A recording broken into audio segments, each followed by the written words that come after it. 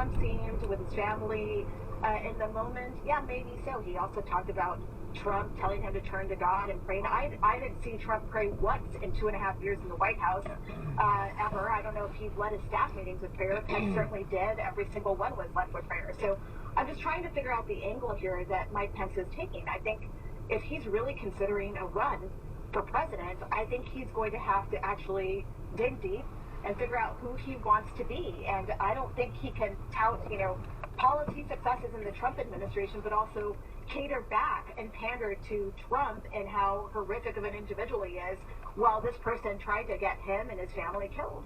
And you say he actually was genuinely very angry on that day, but it doesn't come through, does it?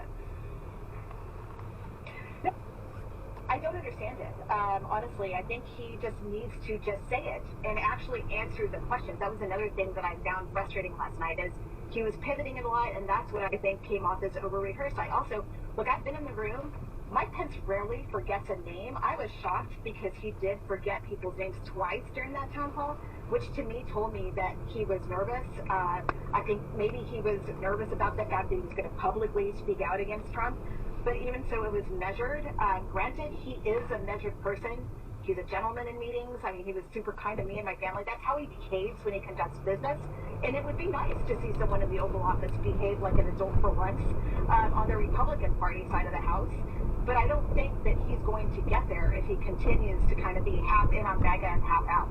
And now he says he won't testify before the January 6th committee. He said last night that would perhaps set a terrible precedent for a congressional committee to summon a vice president to discuss deliberations held at the White House. He argues this would violate the separation of powers. How do you see it? Do you think he owes the American people answers?